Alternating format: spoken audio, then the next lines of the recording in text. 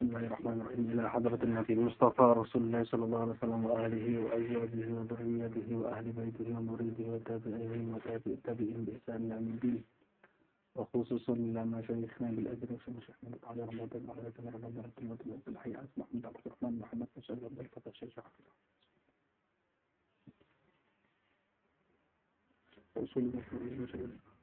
الفاتحة. أعوذ بالله من الشيطان الرجيم. بسم الله الرحمن الرحيم. الحمد لله رب العالمين الرحمن الرحيم مالك يوم الدين. إياك نعبد وإياك نستعين اهدنا الصراط المستقيم صراط الذين أنعمت عليهم غير المغضوب عليهم ولا الضالين.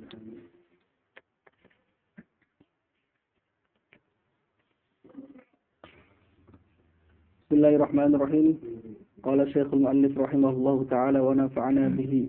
قال الشيخ المؤلف وشارح رحمهما الله تعالى ونفعنا بعلومها في الدارين آمين.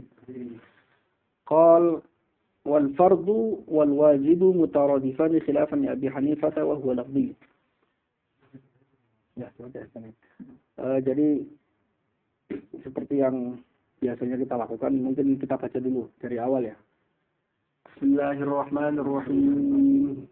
نحمدك اللهم على نعم يؤذر الحمد بازديادها ونصلي على نبيك محمد هذه الأمة لرشادها وعلى آله وصحبه ما قامت الطروس والسطور بعيون الألفاظ مقام بياضها وسوادها ونضرع إليك في منع الموانع عن إكمال جمع الجوامع الآتي من فني الأصول بالقواعد القواطع البالغ من الإحاطة بالأصلين مبلغ ذوي الجذب والتشوير الوارد من زؤاء مئة مصنف يروي منهلا يروي ويمير المحيط بجدة ما في شرحي على المختصر والمنهاج مع مزيد كثير وينحصر في مقدمات وكتب سبعة.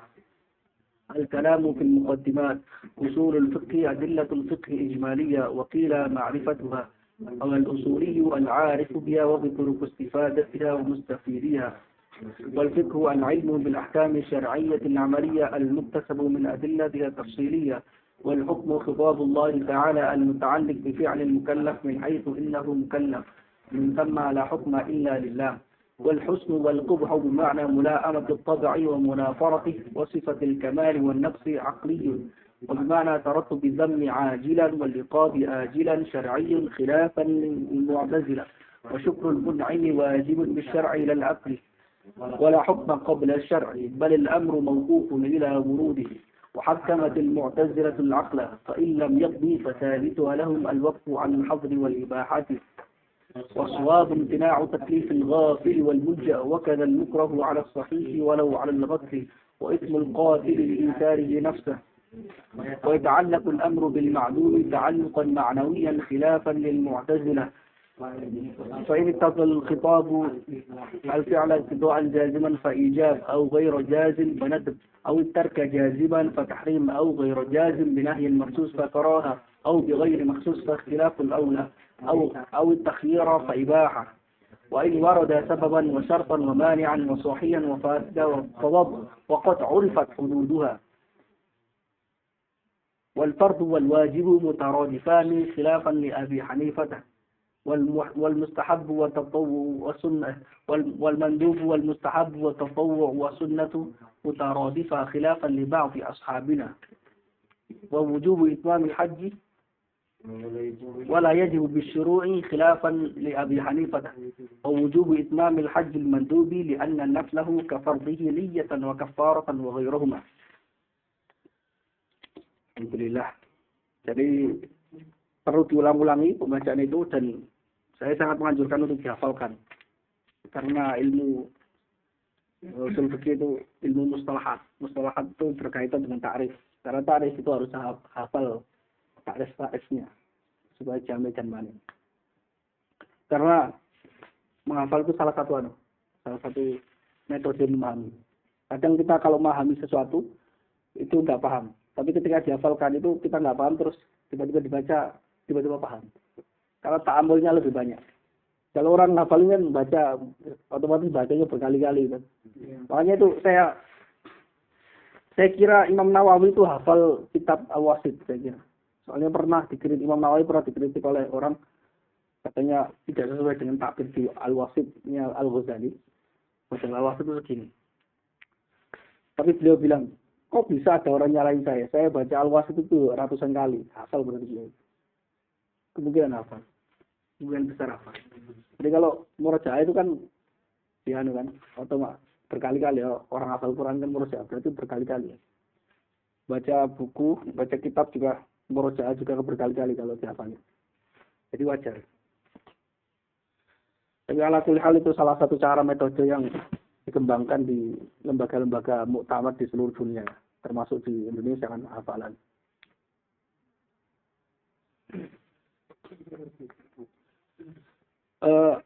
Sekarang pertemuan kita masih ada kaitannya dengan yang kemarin. Kemarin membahas tentang definisi-definisi ahkam al-khamsah, at-taklifiyah, kemudian al-ahkam al-khamsah al-wad'iyah. Pembahasan selanjutnya, pembahasan ini itu hanya tafsir dari beberapa, jadi hanya tafsir dari penjelasan global yang sebelumnya. Jadi iktidha'ul fi'li, iktidha'an jaziman itu disebut sebagai ijab. Nah, muta'alliqnya itu disebut sebagai wajib. Nah, ada beberapa nama untuk mengungkapkan wajib, yaitu al-fard, ya kan ya? Ya kan? Karena itu dibahas apakah terjadi kesepakatan para ulama dalam masalah ini atau tidak. Seperti pembahasan yang sebelumnya, pembahasan ini lebih ke pembahasan mustalahat. Jadi tahrir al-mustalahat saja. Laisa lahu kabiru asarin fil istinbat. Laisa lahu kabiru asarin fil istinbat. Karena ini masih muqaddimah. Dan ini muqaddimah, kan muqaddimah tadi ada muqaddimah kalamiyah, muqaddimah lughawiyah, dan ada muqaddimah fiqhiyah. Ini yang fikih. Ini yang fikih. Tahrir mustalahat fiqhiyah. Karena dalam fikih itu beredar, banyak sekali beredar mustalahat-mustalahat seperti ini. Ma huwal fard, ma huwal wajib. Nah, ada perbedaan.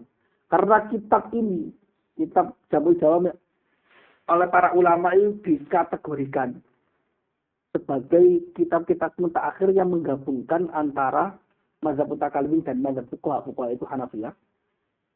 Itu bukan karena sebab. Alasannya ya karena ini. Inayah terhadap khilafnya Mu'tazilah, khilafnya fuqaha, usul fikih fuqaha itu disebutkan di antara masalah-masalah ini. Karena ini membaca kitab Jamul Jawami' dan kitab-kitab yang lain yang beraroma Thariqatul Jam' itu seolah-olah kita membaca dua usul fikih sekaligus, usul fikih mutakallimin sekaligus usul fikih fuqaha. Dan bukan hanya kitab yang bermadzhab Syafi'i, ini kan penulisan madzhab Syafi'i yang banyak mengumpulkan usul fikih mutakallimin. Tapi mazhab-mazhab kitab usul fikih yang fuqaha, yang Thariqatul Jam' juga demikian mengunggulkan mazhab mereka. Tapi juga inayahnya untuk menyebutkan pendapatnya usul fikih mutakallimin juga ada. Misalnya kitab Musallamus As-Subut. Syarahnya adalah Fawadihur Hamud, Syarhul Musallamus As-Subut. Itu termasuk kitab Thariqatul Jam' yang paling bagus. Ulama India nulis. Baru-baru tahun 1100-an sekian. Ada lagi yang jadi muqarrar diajar Talwih al-Tawdih. Talwih itu punyanya Taftazani, Tawdih punyanya Sodrus Syariah. Itu mencarai Tawdih, mencarai tangkis, disarai menjadi Tawdih. Satu mu'alifnya, kemudian dihasiai, tapi hasianya itu lebih ke penjelasan. Hasianya Taftazani itu lebih ke penjelasan, yaitu At-Talwih al-Tawdih al-Tangkis. Ya. Itu kitab itu bagus sekali, dijadikan muqarrar di Al-Azhar dalam muqarrar usul fikih fuqaha di S1. S2 ini juga dulu saya masih dipakai, tapi sekarang katanya dirubah. Sekarang udah menjadi tahrir. Tahrir itu juga mazhab fuqaha. Iya, Kamaluddin. Tapi ala kulli hal kitab-kitab yang Jamul Jawami ini di sini karena Thariqatul Jam' dia banyak menyinggung mazhab-mazhab Abu Hanifah, mazhab Abu Hanifah. Kok mazhab Abu Hanifah saja kok misalnya enggak Malikiyah enggak disebutkan. Terus Hambali enggak, karena Malikiyah dan Hanafilah itu masuk ke Thariqatul Mutakallimin, usul fikih mutakallimin. Karena sama, istidlal mereka sama, hanya beberapa yang sedikit berbeda, sedikit. Itu yang khususnya terkait dengan mazhab-mazhab mereka, misalnya istihsan, terus syar'u man qablana, terus aqwalus sahabah, itu yang perbedaan sedikit saja. Jadi tidak perlu dijadikan klasifikasi tersendiri, karena secara umum sama. Beda dengan mazhab Hanafiyah. Kalau mazhab Hanafiyah yang usul fikihnya itu agak berbeda dalam beberapa hal yang mendasar, agak berbeda. Tapi dalam masalah ini enggak terlalu mendasar. Ya hanya ikhtilaf dalam mustalahat saja. Itu pengantar tentang perbedaan antara mazhab mutakalimin dan mazhab fuqaha. Tapi secara umum kesimpulan saya, mazhab mutakalimin itu lebih kuat dalam masalah istidlal. Sangat kuat sekali. Karena itu kitab-kitab Thariqatul Jamaah yang belakangan punyanya mazhabnya Abu Hanifah, Hanafiyah, itu sangat terpengaruh sama Al-Mahsul, sama Ibnul Hajib. Mukhtasar terpengaruh. Minimal dalam istidlal. Bahkan karena terpengaruh ini berbeda dengan usul fikih mutaqaddiminnya fuqaha. Kuat sekali. Cuma dalam masalah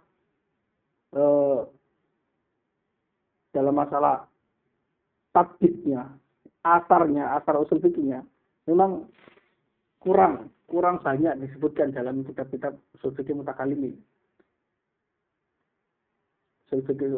Karena itu beberapa ulama dari kalangan Syafi'iyah berusaha untuk menutupi kekurangan ini. Karena kekurangannya usul fikih mutakalimin itu terlalu jauh ke teoritis. Dia tidak menyentuh fikih, nyaris tidak menyentuh fikih sama sekali. Malah ngawang gitu loh. Akhirnya beberapa ulama punya inisiatif bagaimana usul fikih mutakalimin yang agak ke langit ditarik sedikit ke bumi supaya lebih bisa dipraktekkan dalam fikih. Misalnya apa? Misalnya At-Tamhid fi Takhrijul Furu' ala usul karya Imam Isnawi. Dia itu mengarang kitab ini kan Takhrijul Furu' ala usul. Jadi kaidah usul fikihnya mutakalimin disebutkan, argumennya sedikit-sedikit tapi jarang disebutkan. Tapi muktamadnya disebutkan, kemudian wayan darju tahta hadhil qaidah furu'.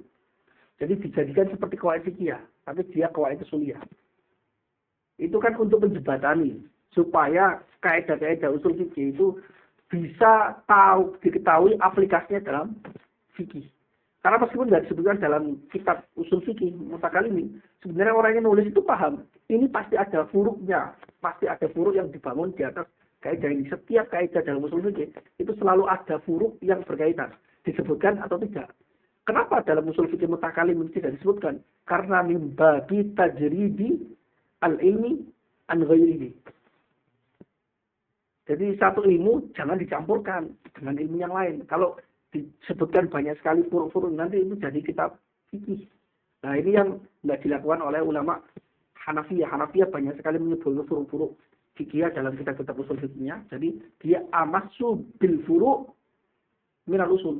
Dia lebih dekat ke kitab furuk. Tapi ada manfaatnya ternyata. Thariqahnya ulama Hanafiyah, manfaatnya itu lebih dekat ke istinbat. Jadi setiap ulama itu punya alasan tersendiri yang kadang itu memang bukan untuk mengunggulkan satu di antara yang lain, tapi masing-masing memiliki mazhiyah. Nah, mazhiyahnya digabungkan jadi Thariqatul Jama'. Tapi tetap Thariqatul Jama' itu tidak bisa mengcover seluruhnya pasti. Harus dibaca dua-duanya. Demikian.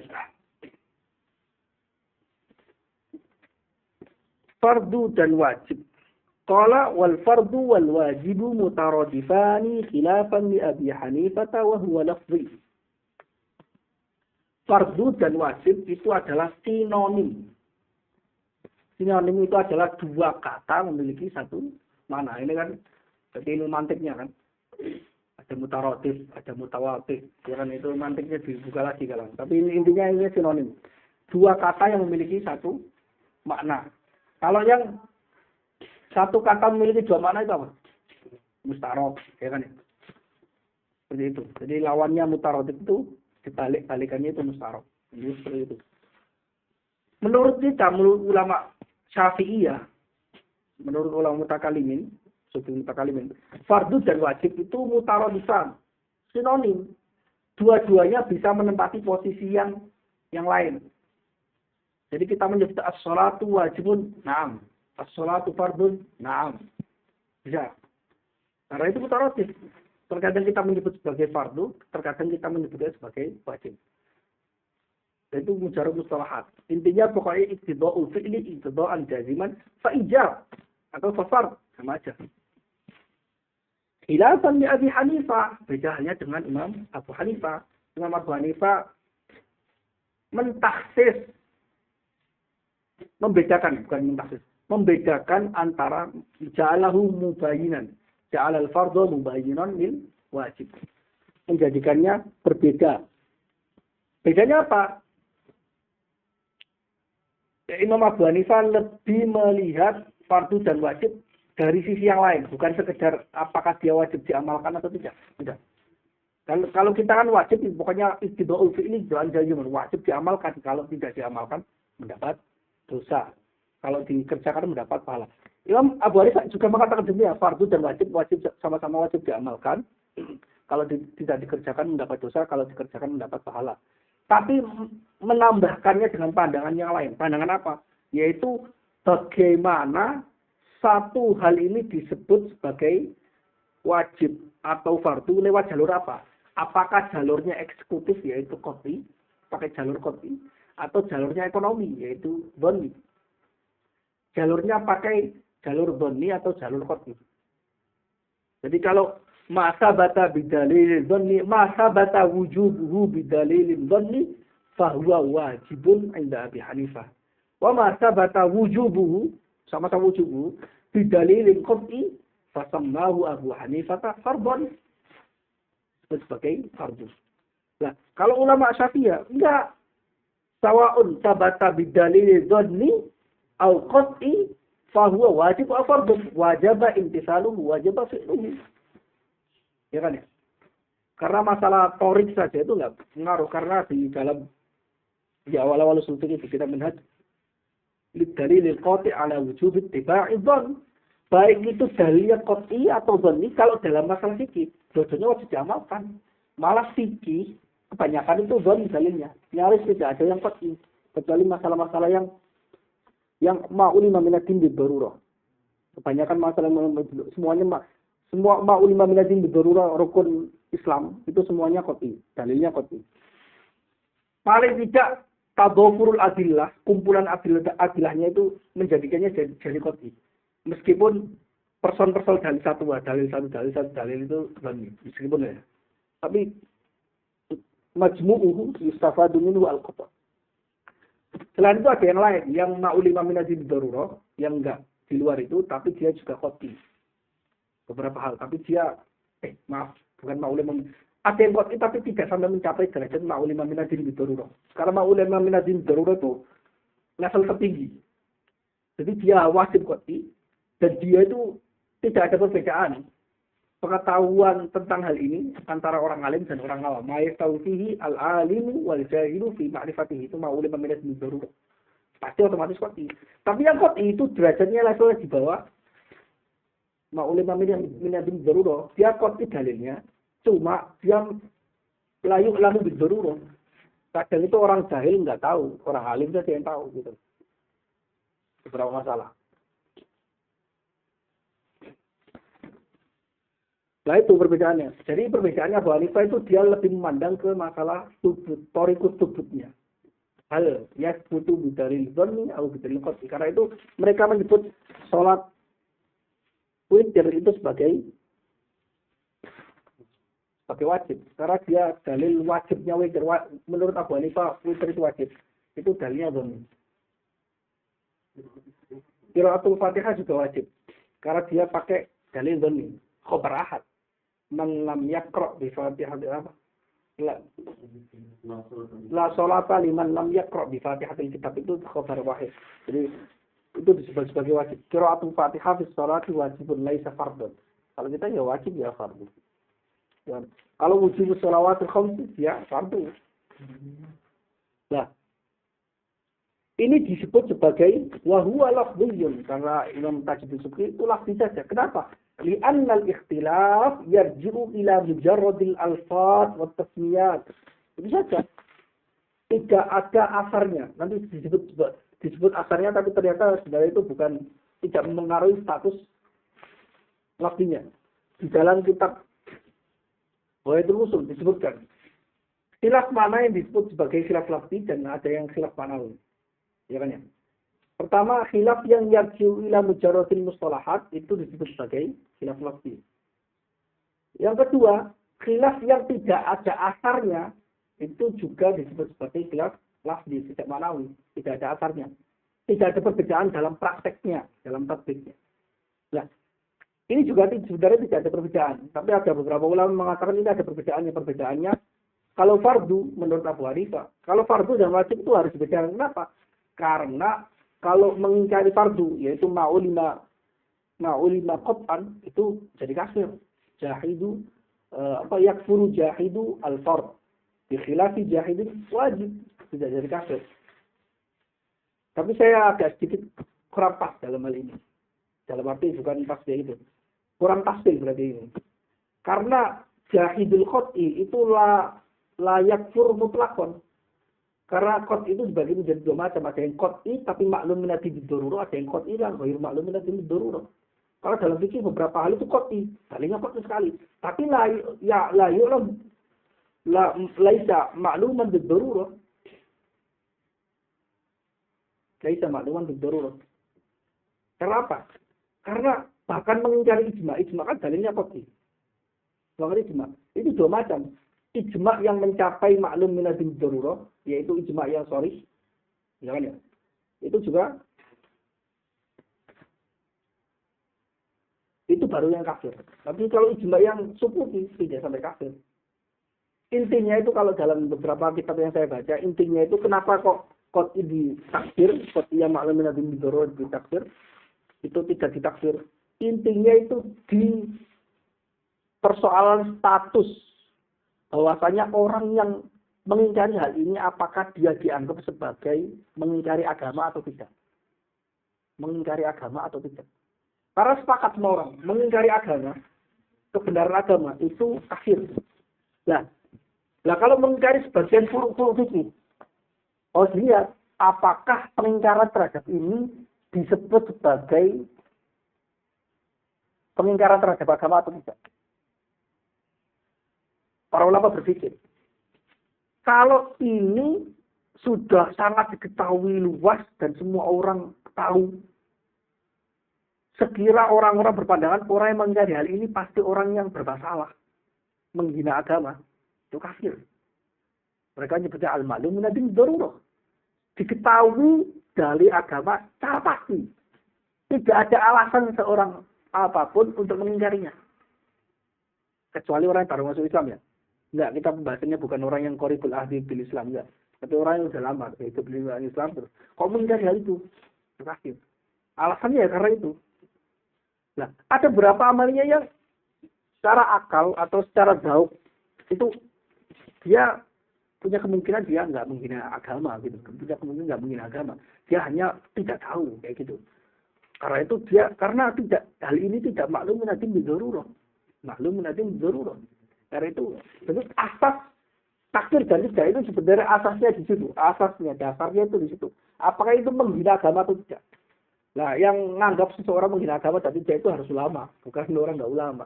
Kalau orang nggak ulama, hal sedikit masalah dalilnya doni saja terus nggak tahu ahwalnya orang ini, tiba-tiba bukan menghina agama. Kalau menghina agama, secara otomatis itu kafir sebenarnya. Secara otomatis loh. Secara otomatis. Maksudnya itu kalau sampai tidak tahu atau tidak meyakini 55 bidururah itu batasannya di situ. Enggak, ada persoalan yang tidak mungkin orang nggak tahu. Nah itu kalau tidak mungkin orang tidak tahu kok diingkari. Nah itu kafir. Misalnya apa? Sholat wajib. Nah orang kafir loh tahu kalau sholat itu wajib bagi orang muslim. Puasa wajib. Orang kafir tahu kalau orang Ramadan tahu saking tahunya jadi tiba-tiba ada orang datang. Ngaku Islam itu enggak, sholat enggak wajib. Enggak, puasa enggak wajib. Itu jelas-jelas penghinaan. Pengingkaran terhadap sesuatu yang sudah sabit nazariyan wa amaliyan. Ayo bawa. Itu yang itu problemnya di situ sebenarnya. Problemnya itu asasnya di situ. Pengingkaran terhadap sesuatu yang membuat goncang masyarakat. Nah, itu membuat goncang masyarakat. Membuat goncang agama yang sudah diamalkan masyarakat. Jadi kan itu yang nggak boleh. Alasannya. Karena itu nggak sekedar qat'i. Ada dalil-dalil qat'i yang dia ghairu ma'lumin min ad-darurat. Nah, kalau yang mencari itu belum bisa dikatakan kafir. Yang opsi kedua. Iya, enggak. Karena saya lebih cenderung ke tafsirnya Imam Ghazali. Imam Ghazali mentafsir. Jadi qat'i itu ya dua macam. Ada awliman min ad-darurat, ada yang ghairu ma'lumin min ad-darurat. Misalnya apa? Yang qat'i tapi tidak maklum min ad-darurat. Misalnya apa?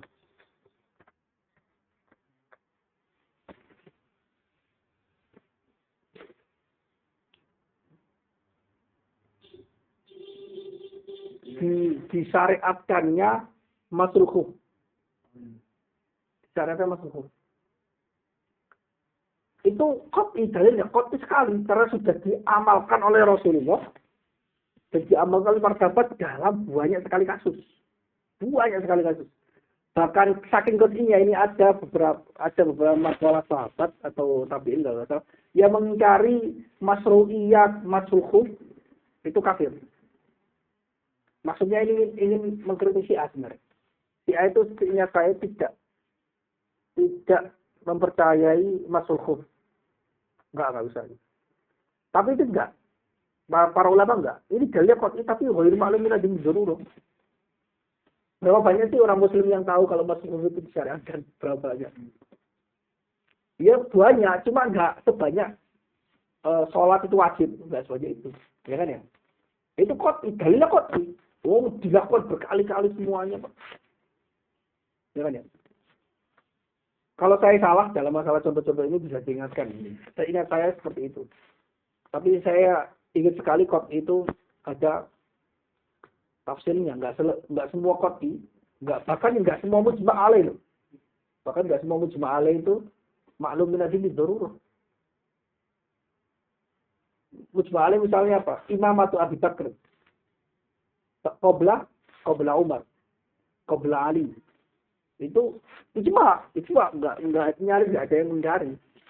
Bahkan Syiah yang tidak sepakat dengan imamatu Abu Bakr ala Ali itu terpaksa mentakwil. Terpaksa gimana? Mereka mengatakan bahwasanya Sayyidina Ali ketika itu taqiyah. Kenapa taqiyah? Karena Sayyidina Ali tidak pernah ditemukan riwayat mengingkari imamatu Abu Bakr. Ya kan?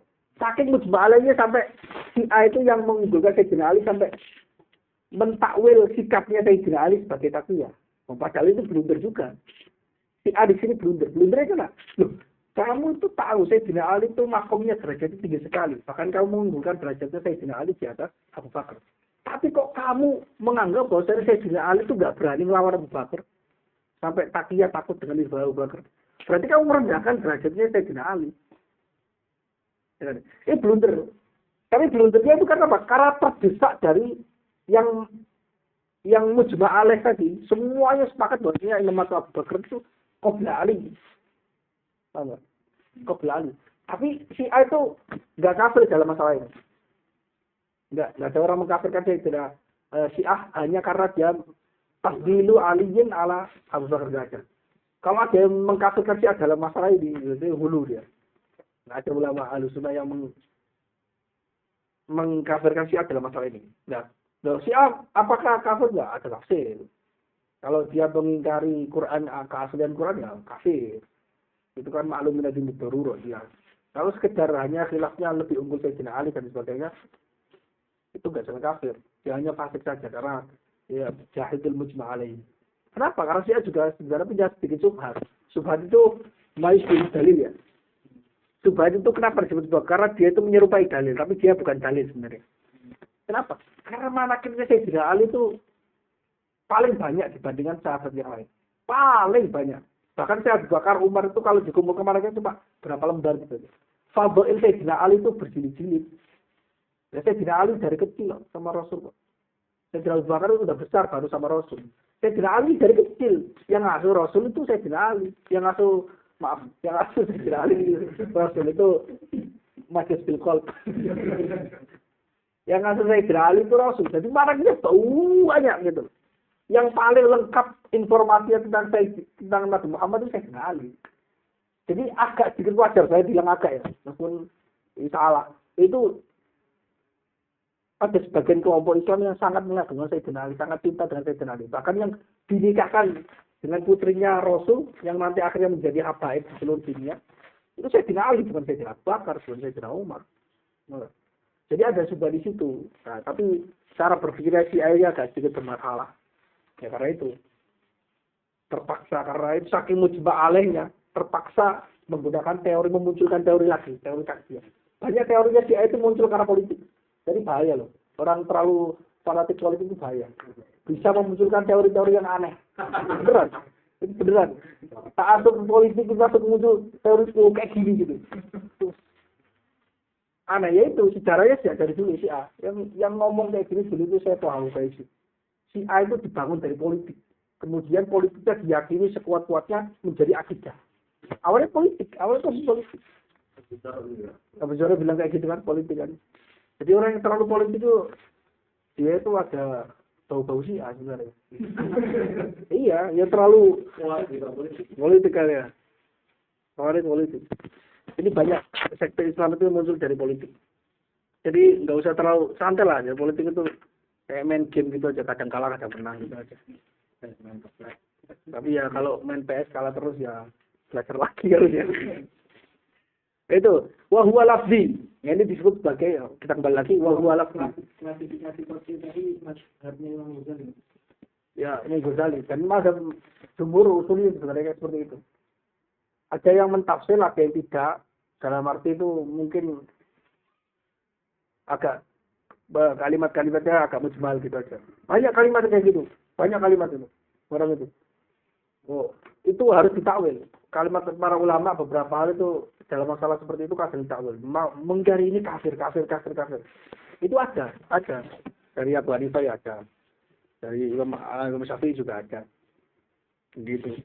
Itu perlu ditakwil. Karena ditakwil kenapa? Karena ada riwayat-riwayat yang lain yang ternyata paradoks dalalahnya dengan kata-kata seperti ini. Ini saya tidak Imam Syafi'i diriwayatkan bahwasanya pendapatmu tentang ahlu kalam bagaimana? Pendapatku tentang ahlu kalam ya orangnya harus diarak gitu. Ditazir, diarak di depan masyarakat. Oh ini berarti ahlu kalam sih.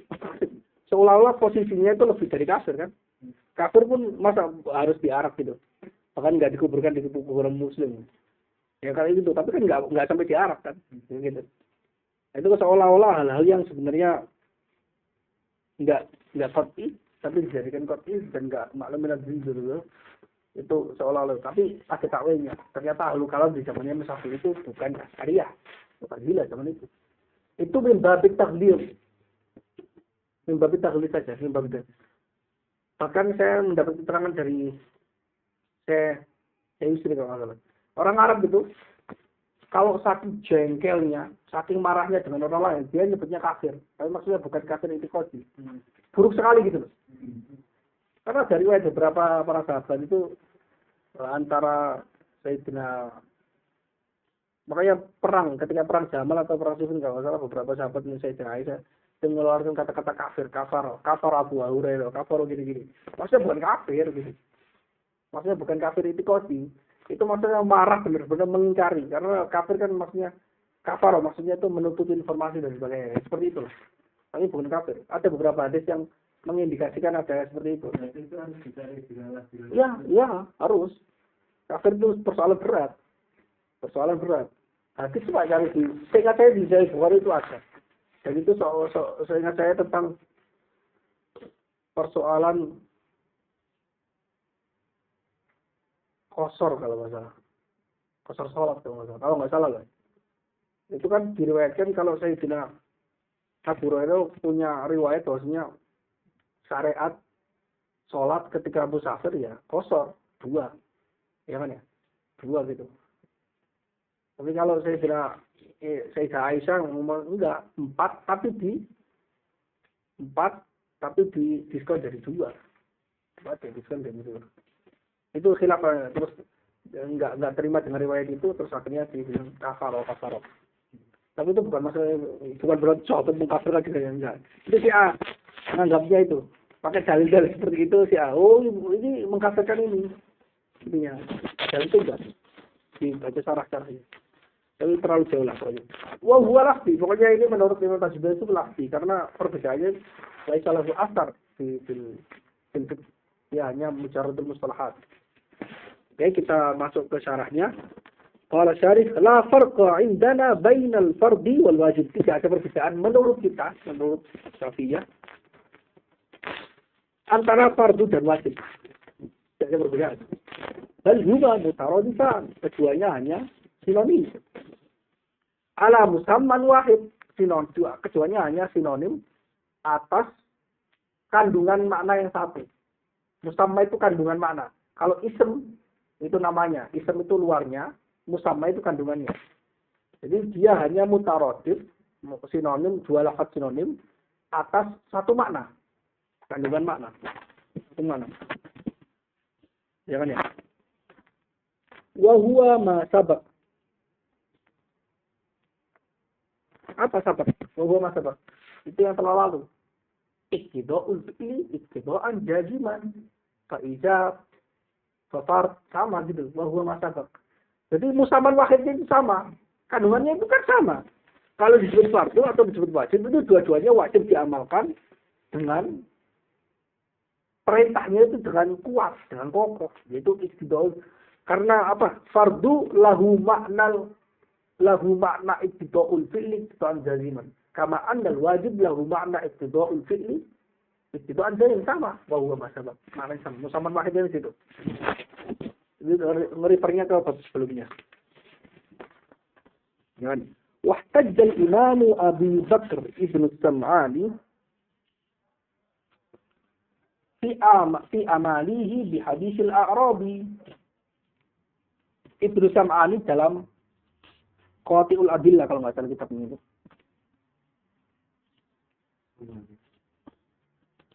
Ya, kalau ini dalam kitabnya Amali. Tapi dia punya kitab yang lain namanya Qati'ul Adillah kalau nggak salah Ibnu Sam'ani.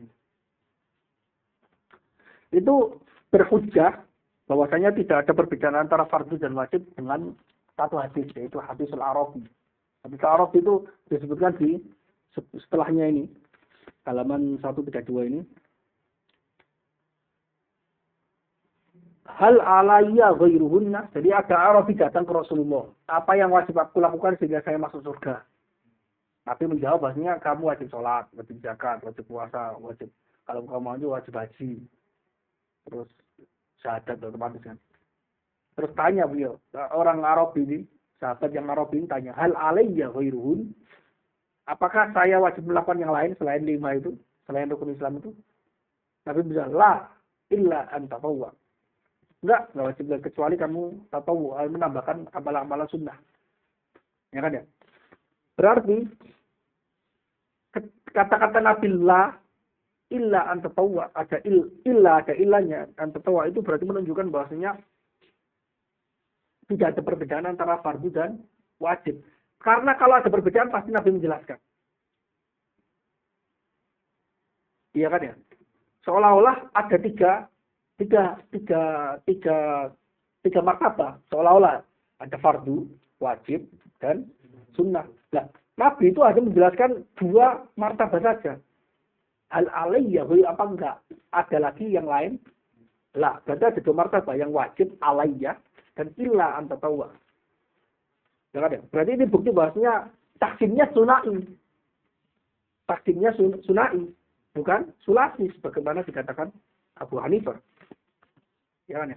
Taksimnya sunai.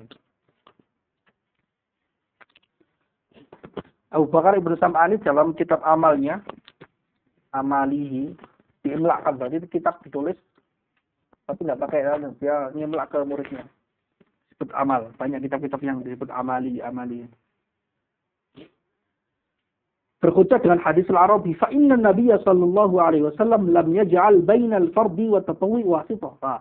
Karena Nabi tidak menjadikan antara fardu dan tatawwu itu perantara. Jadi kisahnya itu sunai saja. Kalau nggak fardu ya sunnah, itu aja. Nggak ada tengah-tengahnya, wasithahnya. Bal adkhala kullama akhrajahu min ismil faraid fi jumlatit tatawu'at. Bahkan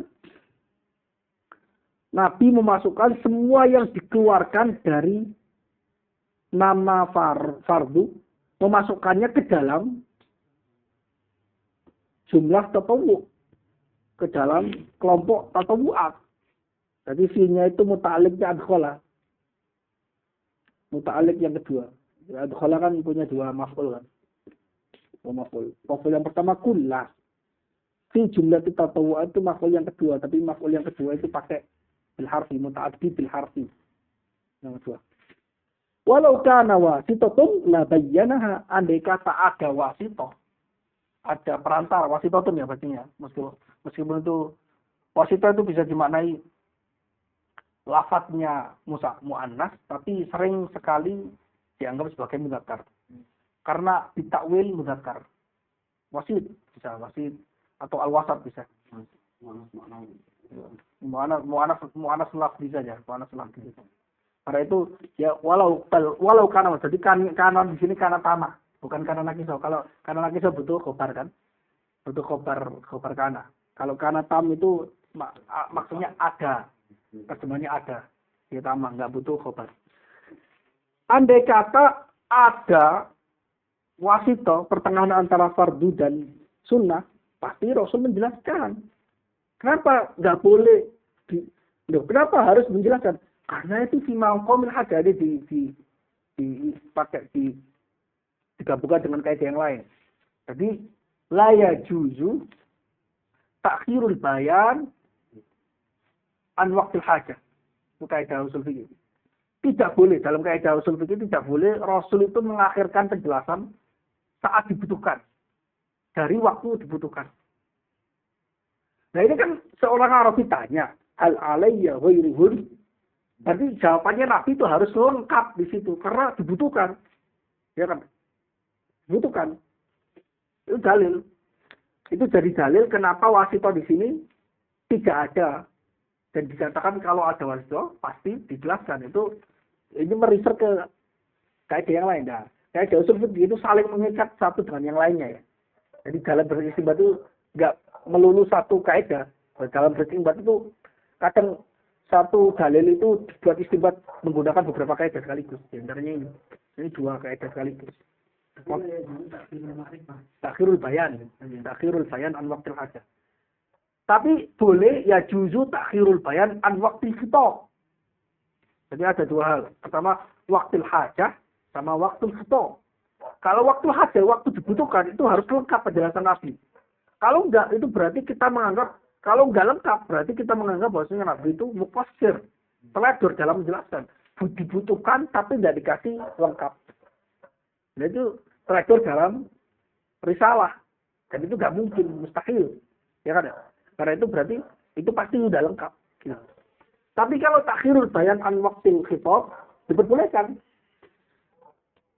Tapi enggak waktu hajah. Khitab itu maksudnya itu dalil. Dalilnya datang, waqimus shalah. Misalnya contoh waqimus shalah. Waqimus shalah itu ayat ini turunnya ketika Rasul di Mekah, masih di Mekah. Tapi tafsir sholatnya, sholat apa waqimus shalah. Perintah wajib sholat itu turun di Mekah. Tapi tafsir tentang shollu kama ra'aitumuni usolli itu baru di Madinah. Ya kan ya? Jadi boleh kitabnya datang turun duluan, kemudian amalnya itu baru belakangan. Nah, kalau amaliannya belakangan itu nanti para sahabat bertanya kepada Rasul. Rasul menjawab, "Shallu kama ra'aitumuni usolli." Salatlah seperti kamu melihat saya salat, ya kan ya? Waktu hajah itu baru diterangkan. Boleh takhirul bayan an waqtil khitab boleh. Penjelasannya datang belakangan karena memang tidak dimaksudkan oleh Allah untuk dilaksanakan seketika itu, tapi hanya persiapan. Jadi seolah-olah diberitahu nanti ya akhir tahun kalian ujian, ya kan? Seperti itu bisa kan? Dikatakan tunaikan sholat nanti, tunaikan sholat. Jadi orang udah siap-siap belajar dan sebagainya. Para sahabat juga gitu. Waqimus sholat itu para sahabat itu udah menguatkan azam untuk melakukan sholat, perintahnya Rasul, perintahnya Allah. Nah, meskipun belum dijelaskan sholat apa. Sholat kan macamnya banyak. Gitu loh. Karena ada beberapa sholat yang memang sudah ada sejak sebelum Nabi. Jadi warisannya Nabi Ibrahim. Jadi sholat 5 waktu itu nggak murni semuanya dari Nabi Muhammad. Ada yang dari Nabi Ibrahim juga. Tapi dikuatkan oleh Nabi Muhammad. Sholat apa itu ya? Pokoknya beberapa sholat. Saya lupa. Ada tarikh sholat. Walau kana wasitah la bayyana, andai kata ada perantara maka pasti dijelaskan. Naam. Naam di sini maksudnya tetapi. Naam di dalam kalimat di sini tetapi. Istidrak, naam di sini bermakna istidrak. Tadi kan mengatakan bahwasanya tidak ada wasitah sama sekali kan. Karena dalilnya seperti ini. Tetapi, jadi seolah-olah ada tafsir yang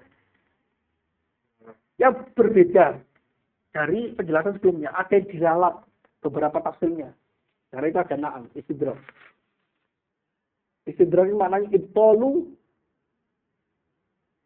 ibtolu makana. Ibtolu sabit. Maksudnya ibtolu sabit. Membatalkan yang telah lalu. Tetapi, kamu itu cantik. Tetapi, itu gak enak wes. Kalau seperti ya, kamu tuh ganteng, tapi itu gak enak. Ada tapi jangan berarti kan seolah-olah sebagian dalalahnya itu dibatalkan gitu loh.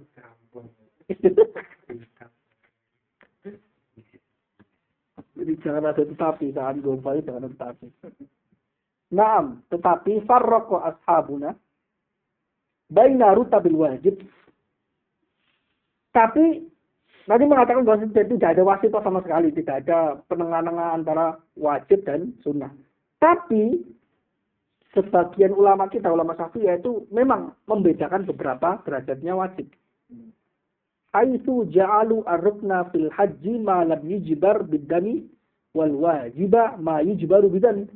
Tapi dalam amalia ibadah haji, ulama Syafi'iyah itu membedakan antaranya rukun dan wajib. Rukun maksudnya fardu, wajib ya fardu. Jadi kadang rukun disebut fardu, kadang wajib. Jadi at-tafriq la yujadu tafriq bainal wajib wal fardi indana illa fil haji.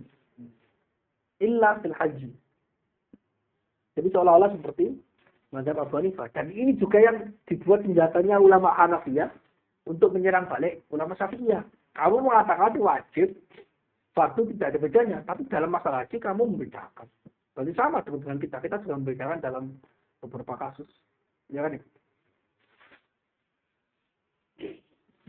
Para ulama kita menjadikan rukun dalam haji itu sebagai sesuatu yang tidak bisa ditambal dengan dam. Dam itu ya membelah kambing itu, bayar kambing. Tapi dan menjadikan yang wajib itu yang bisa ditambal dengan dam, bayar kambing. Jadi perbedaan. Itu perbedaan ulama Syafi'iyah. Kenapa dibedakan? Itu hanya membedakan antara rubahnya kewajiban. Tapi sama-sama wajib. Ada yang kewajibannya itu fatal sekali sehingga tidak bisa ditambal sama sekali. Mereka menyebutnya, para ulama kita menyebutnya sebagai fardu atau rukun. Nggak bisa ditambal. Apa ya? Iya. Misalnya dia nggak melakukan wukuf di Arafah, itu fatal sekali, tidak bisa ditambal dengan dam. Membelai unta, membelai kambing nggak bisa tetap. Dia dianggap hajinya fasid, batal. Harus ngulangi lagi tahun depan kalau mampu. Pokoknya dia masih hutang. Tapi setelah itu dia terus harus setelah itu diteruskan sampai selesai, terus balik tahun depan harus balik lagi. Ada yang enggak ijbar bisa. Misalnya apa? Dia pakai minyak wangi kayak gitu. Kadang enggak boleh pakai minyak wangi, pakai pakaian yang berjahit, kadang enggak boleh. Itu ijbar bisa. Wa faraqatul Hanafiyah bainahuma. Titik, udah selesai. Ini teorinya Syafi'iyah udah selesai. Sekarang ke pembahasan ulama Hanafiyah. Wa faraqatul Hanafiyah itu farqa itu pakai tasdid atau enggak ya? Ada perbedaan. Ada yang membedakan. yang nggak pakai tasdid itu fil ma'nawiyat, yang pakai tasdid fil mahsusat atau kebalik. Antara itulah. Coba dicari nanti. Wa farraqat, saya pakai tasdid nanti kalau salah bisa dikoreksi ya. Wa farraqatil hanafiyyatu bainahuma. Ulama Hanafiyah membedakannya antara keduanya. Membedakan antara wajib dan fardu. Faqalu, mereka mengatakan al fardu ma sabata bidalilin qat'iyyin, ya kan? Mereka mengatakan fardu itu apa yang tetap, kewajibannya tetap, masuk kokoh tetap, yustafadu min dalil qat'i, dari dalil yang qat'i, dari dalil qat'i. Misalnya apa dalil qat'i? Al-Qur'an semuanya dalilnya qat'i. Qat'i subut. Kemudian hadis mutawatir, itu saja. Selain itu, selain Quran dan hadis mutawatir, maka dia dhoni. Barakat misalnya. Kas sholat dan zakat, seperti sholat dan zakat, wajibnya sholat dan zakat itu disebut sebagai fardu karena dia itu dalilnya qat'i. Dari mana? Dari sholat, dari Quran, aqimus shalah wa atu zakat, di corona baina sholat wa zakat, itu dalilnya qat'i sekali. Wal wajibu nasabata wujubuhu bidal dhonni. Wajib itu apa yang tetap kewajibannya, otentik kewajibannya dengan dalil yang dhonni. Jalurnya pakai dalil yang dhonni, yaitu khabar ahad, qiyas dan sebagainya. Apa itu? Wa huwa ma sabata bil qiyas au khabaril wahid. Al-dhonni itu apa yang tetap, atau ma sabata wujub bidal dhonni itu apa yang tetap atau otentik kewajibannya melalui dalil qiyas atau khabar wahid yang bukan mutawatir ya. Seperti apa? Seperti sedekah fitri. Sedekah fitri. Zakat fitri. Oh bukan zakat fitri. Sedekah fitri. Kalau zakat di sini maksudnya zakat fitri. Zakat fitri. Seperti witir. Witir itu sebagai wajib. Wal udhiyah ala qaidatihim. Nah, penyembelihan korban itu menurut kaidah mereka itu wajib, tapi bukan fardu. Wajib saja tapi bukan fardu. Kalau kita enggak, sunnah muakkad kan? Kalau kita sunnah muakkad. Sunnah apa? Enggak, udhiyah. Duha salah itu. Ini di sini ada kata wa fil nuskhatain kafta. Ini nama nuskha wal witr wa duha wa khata wa shamma asbatna wa muwafiq lima fil bahri muhayyib. Duha enggak? Udhiyah. Jika istri salah. Nah, itu kan berarti seperti yang saya katakan sebenarnya mereka itu sama dengan ulama Syafi'iyah, sama-sama mengatakan ya semuanya dua-duanya wajib diamalkan. Syafi'iyah juga demikian, wajib atau fardu dua-duanya wajib diamalkan. Cuma Hanafiyah itu memiliki pandangan tambahan, opsi tambahan dalam pandangan yang mengatakan kalau ini wajibnya itu pakai jalur yang eksklusif yaitu qat'i, dia disebut fardu harusnya. Kalau ini wajib gitu loh. Enggak, qat'i sebut aja. Qat'i sebut. Qat'i jalalah enggak dibahas di sini. Kalau enggak masuk, misalnya ada dalil khabar wahid, tapi itu dia qat'i dilalahnya. Itu tetap sama ulama Hanafiyah enggak, dia masuk dalilnya dalil dhonni. Jadi gini, kalau disebut dalil qat'i itu harus yasmul itsnain. Itu ya harus yasmul itsnain. Dalalahnya dan subutnya. Kalau disebut ada dalil qat'i itu harus yasmul itsnain. Yaitu dalil qat'i itu subutnya qat'i, dalalnya harus qat'i. Tapi kalau dalil dhonni, ini dalil dhonni ya. Itu maksudnya itu terkadang dalilnya qat'i, tapi subutnya dhonni. Tapi dia tetap di bawah derajatnya dalil dhonni. Tapi dalam masalah ini enggak. Ulama Hanafiyah maksudnya hanya lewat dalalah. Nah, dalalah saja. Karena itu contohnya mesti Al-Quran atau hadis mutawatir itu aja. Subut maaf saya. Subutnya saja di sini. Maksudnya ulama Hanafiyah di sini maksudnya subut. Itu kata-kata pakai masa bata. Ya kan ya? Bidalilin seperti itu. Apa ini?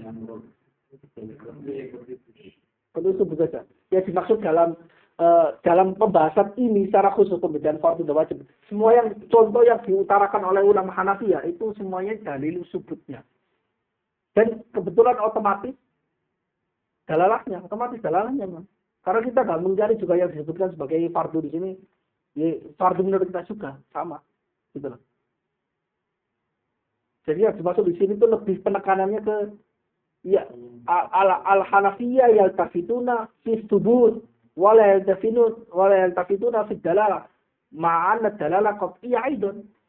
Dalam masalah contoh-contoh yang disebutkan. Yang setahu saya dalam contoh semua contoh yang disebutkan ulama Hanafiyah itu semuanya mengacunya maksudnya itu dari subutnya. Dalalnya otomatis tapi enggak dipandang. Maksudnya kayak keluar pembahasan gitu.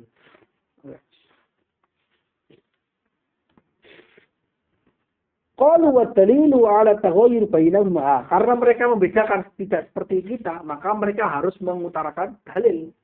Wa dalilu ala taghayyur bainad dalil, perbedaan antara keduanya, fardhu dan wajib.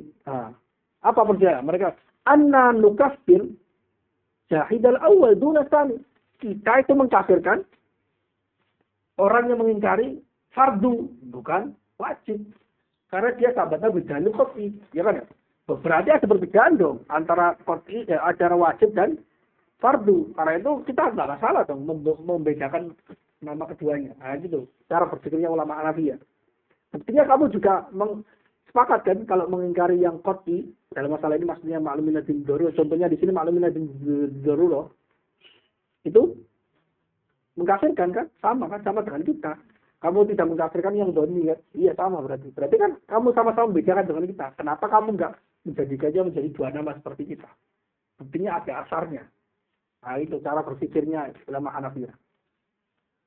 Wa idza ikhtalafa fil ahkam fala budda min al-ikhtilaf fil ismi bainahuma.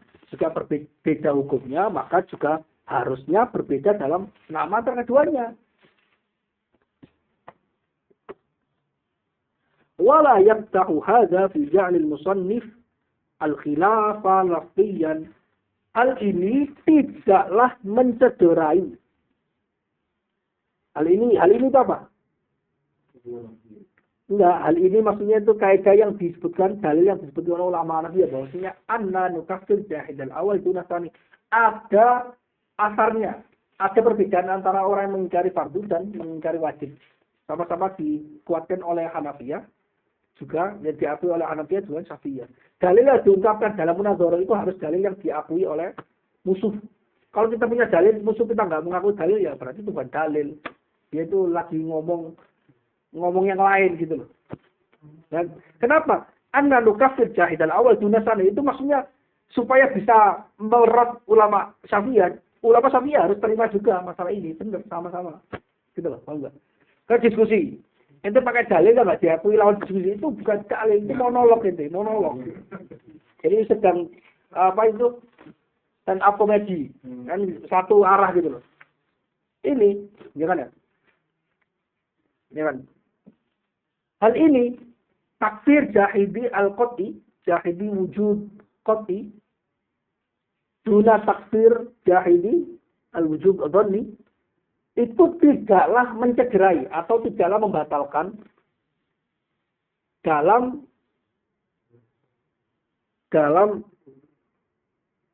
hal musannif menjadikan khilaf lafzi. Tadi kan saya jelaskan bahwa saya khilaf lafzi yang tidak ada asarnya atau dia yarji ila mujarradil mustalahat. Loh ini ada asarnya fardu dan wajib. Itu berbeda dalam perlakuan hukumnya. Kalau mengingkari yang fardu, yang dalilnya sebut qat'i, itu dia kafir. Kalau enggak, tidak kafir. Kalau mengingkari wajib, tidak kafir. Berarti kan beda. Kalau beda, harusnya dibedakan juga. Itu cara berpikirnya. Enggak, kata Imam Jardan enggak, walayak tafadha. Ini tidak. Imam Tajuddin tidak salah. Sama sekali masih benar. Kenapa? Fa'inna ghayatahu anna ba'dal wajibat yakfuru jahiduha.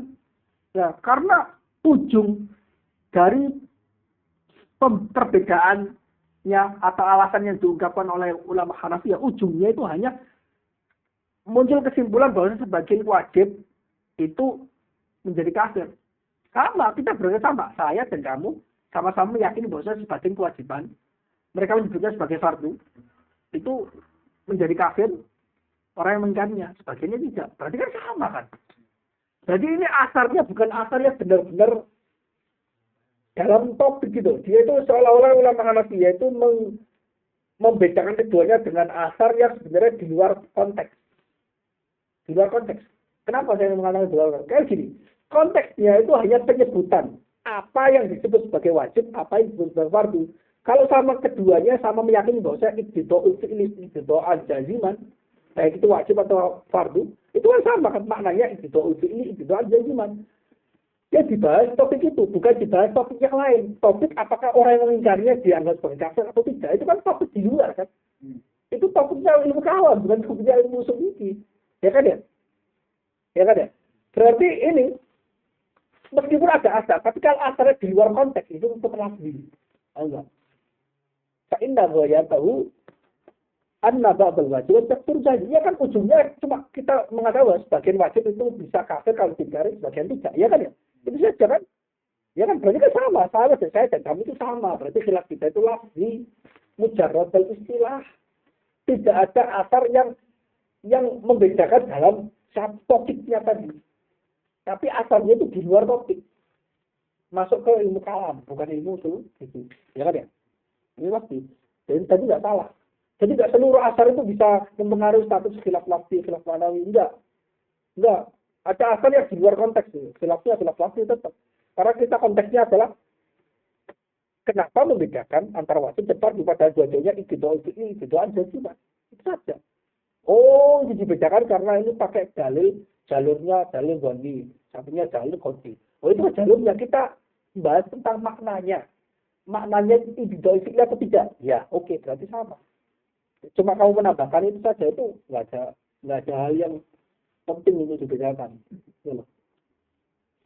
Itu dalilnya ulama Hanafi. Wa qauluna la nusallihi wajiban khilafun lafzi. Kita tidak menamakannya sebagai wajib. Itu hanya khilaf lafzi kan? Ya kan? Misalnya kita menamakannya oke, saya itu kamu.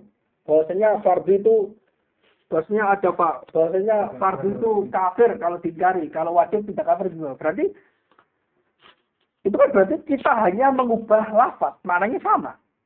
Iya kan? Khilafun fil lafzi, khilaf dalam lafaz saja. Iya kan? Iya kan? Seperti itu, hanya mengubah lafaz saja. Oke, saya sepakat bahwasanya yang kafir itu fardu. Kalau yang enggak kafir disebut sebagai wajib. Ini sama kan? Sama. Lalu terus bedanya apa? Itu kan berarti mujarrad khilaf fil lafzi. Enggak. Fa innahu yakfur bi ba'dil wajib wa innahu yukaffar bi ba'dil wajib idza juhidat wa yunfa anha ismul wujub wal khasmu yukaffir biha aidan. Nah, kan karena sebagian kewajiban itu bisa menjadikan kafir jika diingkari dan dinafikan nama wajibnya dari sebagian wajib itu. Jadi itu dinafikan saja, nama wajibnya dinafikan tapi diganti menjadi fardu. Wal khasmu yukaffir biha aidan. Ya kan ya? Lawan itu ulama Hanafiyah juga mengkafirkan dengan hal itu ba'dul wajib yaitu fardu. Lakin la yurfa wal khasmu di sini Syafi'iyah. Walakin la yurfa anha ismul wujub. Nah, itu bedanya gitu. Ini loh. Kalau menjadi kafir, kalau mengingkari sesuatu yang wajib, yang qat'i itu disebut sebagai fardu, jadi itu kafir menurut ulama Hanafiyah. Kita juga sama, bedanya kewajiban yang ketika diingkari itu menjadi kafir, itu menurut ulama Hanafiyah itu yunfa'anhu ismul wujub. Harus dinafikan wajibnya, nama wajibnya. Tapi tidak dinafikan wajibnya, tapi diganti fardu. Kalau kita khosmu di sini kita ulama Syafi'iyah, itu juga kafir juga mengingkari sesuatu yang dalil qat'i kafir. Cuma la yunfa'anha ismul wujub. Tidak dinafikan nama wajibnya. Itu tetap namanya wajib. Ya kan? Ya kan ya? Itu saja. Itu tetap namanya wajib. Summa in kana qasduhum min hadha. Selesai. Ini dalilnya. Dalilnya sudah dikritik balik. Ya kan ya? Oke. Kemudian ada dalil tambahan. Kata-kata summa aidon itu dalam kitab-kitab yang berbicara soal argumen akliyah itu maksudnya itu dalil yang lain. Dalam ya itu banyak sekali. Summa maksudnya itu dalil yang lain. Enggak harus dalil awal kata, dalil sekali kata itu kan taksaan kan. Kitab kontemporer, kitab zaman dulu enggak harus itu, lebih hemat. Summa, nah, berarti itu untuk kemudian berarti kan dia sedang membangun argumen yang lain, gitu loh. Mengungkapkan argumen yang lain. Nah, di sini argumen yang lain. Summa, nah, Titik. Jadi ini ada sisi kritikan terhadap argumennya ulama Hanafiyah dengan menunjukkan argumen yang lain. Summa in kana qasdu min hadhihi at-tafriqa mujarradul istilahi fala musyahata. Jadi ini dalil lain untuk mengkritik argumennya Hanafiyah. Jadi Hanafiyah punya argumen ini dikritik oleh ulama Syafi'iyah dari satu sisi, kemudian dua sisi. Dari sisi pertama, kemudian sisi yang kedua. Ini sisi yang kedua. Kritikan terhadap ulama Hanafiyah.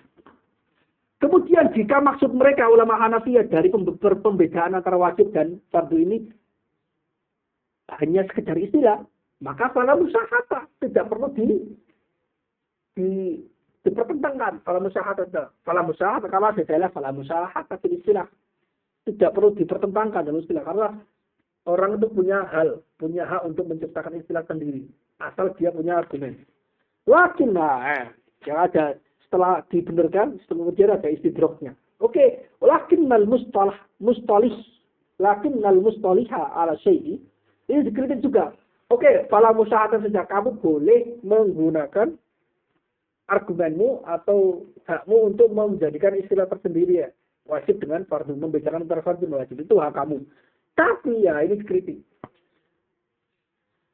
Tapi orang yang mengistilahkan terhadap sesuatu, mustalahi ala syai'i yahtaju ila amrayn. Orang bikin istilah itu harus punya dua alasan. Kenapa dia bikin istilah yang berbeda dengan istilah yang lain. Pertama, kalau alasan dua ini terpenuhi, maka dia berhak untuk menciptakan istilah baru. Ini kalau ketat dengan turos ya, seperti ini. Ketat dengan turos itu seperti ini. Tapi zaman-zaman kontemporer, apalagi yang bukan berbahasa Arab itu, istilah-istilah itu gampang sekali muncul. Padahal ini nggak ada bedanya, bisa dimasukkan ke istilah sebelumnya, tapi kok dia dijadikan taksim yang lain, nggak ketat. Zaman dulu ketat sekali soal ilmunya Aristo ini. Taksim itu ilmunya Aristo, dan yang diamalkan dan dianggap benar oleh ulama Muslim dalam masalah itu taksim. Sesuatu yang tidak ada alasan untuk dikeluarkan dalam kategori, jangan dikeluarkan. Yang paling sering itu dalam masalah maqasid syariah. Orang maqasid syariah ulama maqasid syariah 5 atau 6 lah. Hifdzul aql, hifdzul din, hifdzul naql, terus hifdzul mal, terus apa satu lagi?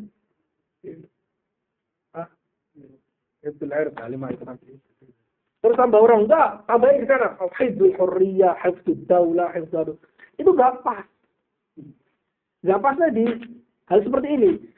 Apa alasan kamu menjadikannya taksim yang berbeda? Alasannya harus kuat.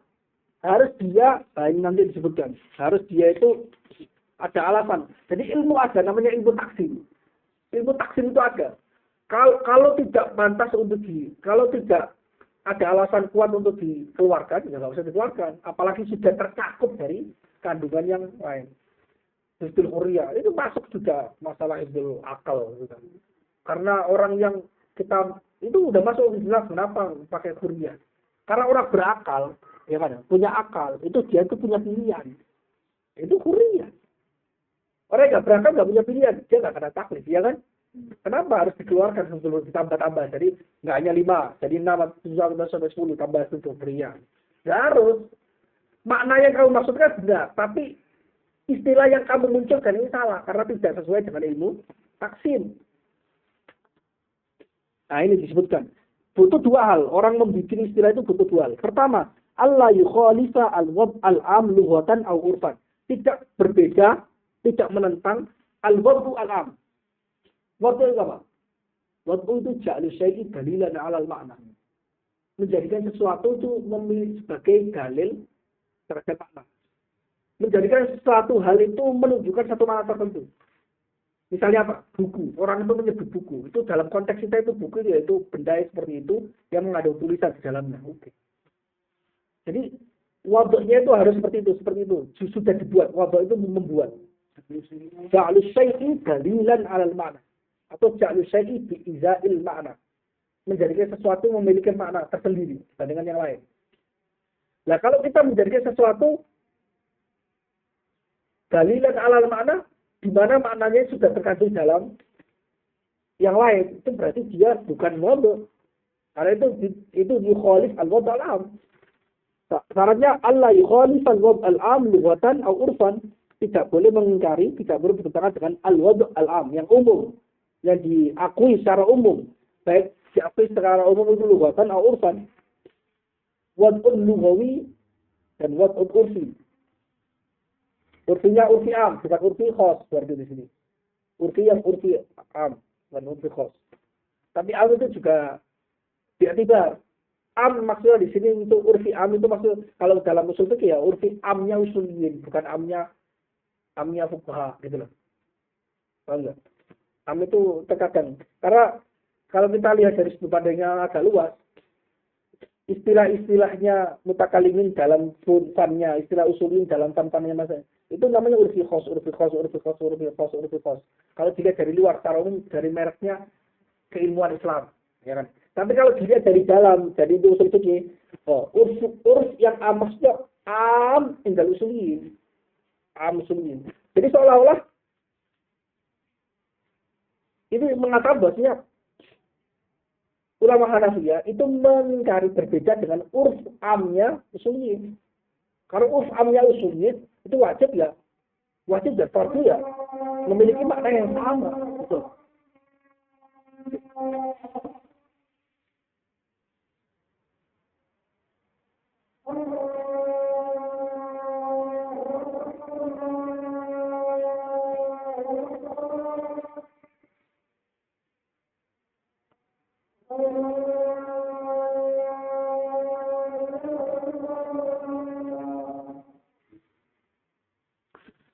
Nah, ini yang pertama.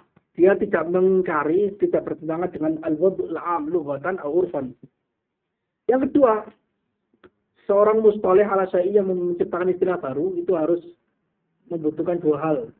Yang pertama tadi, yang kedua ini, annahu idza farraqa baina mutaqarinaini, jika dia membedakan antara dua hal yang mutaqarinaini, yang selaras, yang sama. Yubdi munasabatan li nafsi kulli wahidin minhuma binisbati ila ma'na. Maka dia wajib mutaqarinaini harus. Jika dia ingin membedakan antara dua hal yang selaras, maka dia harus menampakkan munasabah, alasan, ilahnya, kesesuaian, lafaz masing-masing dari keduanya dinisbatkan pada maknanya. Kenapa kamu menciptakan istilah ini untuk menyebut makna ini? Tidak menyebut untuk makna yang lain, padahal ini sama saja. Nah, kamu harus ibda'u munasabah. Alasan kamu menciptakan istilah ini untuk menunjukkan makna ini, itu apa alasannya gitu? Harus ada munasabahnya. Harus ada munasabahnya. Wa illa kana takhsisuhu li ahad al-ma'nayaini bi'ainihi bidzalika al-lafzi bi'ainihi laysa aula min al-'aqd. Jika tidak bisa yubdi munasabah, maka dia mentaksis salah satu makna dengan menjadikan makna itu terkandung dalam lafaz tertentu, itu tidak lebih utama daripada kebalikannya. Kenapa kamu menyebut wajib atau fardu itu sebagai masabata wujubuhu bidalil qat'i? Sedangkan wajib itu masabata wujubuhu bidalil dhani. Kalau kamu nggak mampu mengungkapkan munasabah lafaznya ini, kenapa yang dalil qat'i itu kamu menyebutnya fardu, yang dalil dhani kamu menyebutnya wajib? Kalau tidak mampu mengucapkan itu, maka tidak sah. Tidak sah. Alasan kamu tidak sah. Kenapa yang dalil qat'i itu harus disebut sebagai fardu? Kok nggak disebut wajib saja? Laisa bi'aula minallah. Kalau tidak bisa mengungkapkan munasabahnya. Nah, nanti Imam ulama Hanafiyah mengungkapkan munasabahnya. Tapi nanti dijawab oleh ulama Syafi'iyah. قال الشيخ تقي الدين وهذا الموضع الذي فعله الحنفية من هذا القبيل. تقي الدين Ibnu Daqiq itu kalau masalah. Tempat ini yang dilakukan oleh ulama Hanafiyah itu termasuk hari ini. Ulama Hanafiyah itu termasuk dia kehilangan, dia la yukhaliful wad'ul 'am Hanafiyah, tapi kehilangan ibda'ul munasabah di sini. Itu. Li'annahum khassul mafrud bil ma'lum qat'an min haitsu innal fardhu huwa at-takbir. Kenapa kok disebut sebagai ini kesalahan dari sisi yang kedua? Karena ulama Hanafiyah mengkhususkan, mentaksis sesuatu yang fardu dengan al-ma'lum qat'an, dengan sesuatu yang maklum, yang qat'i, yang ma'ulima qat'an. Dari sisi apa? Dari min haitsu innal fardhu wa takdir. Dari sisi lafadznya. Karena lafadznya fard itu bermakna takdir. Min haitsu innal fardhu wa takdir. Dari sisi bahwasanya fardu itu maksud takdir. Takdir itu menentukan, ditentukan, kira-kira ditentukan. Wal wajib bi ghairil ma'lum wal wajib bi ghairil ma'lum qat'an min haitsu innal wajiba huwa saqit. Wajib mentaksis wajib, kata-kata istilah wajib untuk menyebut sesuatu yang tidak maklum secara qat'i. Dari sisi apa? Dari sisi wajib itu makna lughawinya sakit yang gugur, yang jatuh. Berarti seolah-olah takdir maknanya lebih tinggi dibandingkan sakit. Ya takdir al-insan fard takdir fard itu kaza. Berarti kan saya mengira-ngira seperti ini, ya. Atau menentukan seperti ini. Karena itu fardu itu lebih, karena dalil qat'i itu lebih kuat, maka dia lebih cocoknya dipakai kata-kata fardu. Kalau wajib itu karena dalil dhanni itu kurang kuat, maka dia cocoknya dipakai kata-kata al-wajib yang dimana maknanya sakit. Itu alasannya. Ibda'ul munasabahnya di situ. Ibda'ul munasabahnya ulama Hanafiyah di situ. Kenapa mentaksis fardu di dalil qat'i, wajib di dalil dhanni? Itu munasabahnya. Menurut ulama Hanafiyah. Wahada, tapi ini dikritik. Wahada kama kunna laisa fihi munasabatun zahira binisbati ila kulli lafzatin ma'a ma'naha. Ini sebagaimana yang telah kita katakan, tidak ada munasabah, kesesuaian yang tampak, yang jelas, tampak jelas, dinisbatkan pada setiap lafaz dengan maknanya. Maknanya, ini yang di sini aku hilang. Bisa pinjam satu nggak? Bentar.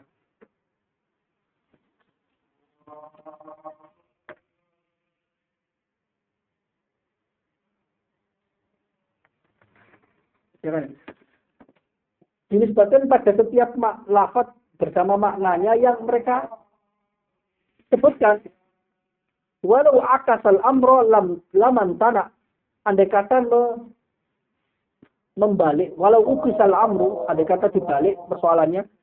Jadi yang bidal qat'i itu disebut sebagai wajib, bidal dhanni disebut sebagai fardu. Itu enggak masalah. Fal istilah alaihi laisa bidzalikal husni. Istilah atas dasar ini, istilahnya Hanafi atas dasar ini tidaklah terlalu bagus, tidak bagus. Tapi di sini nggak disebutkan ya.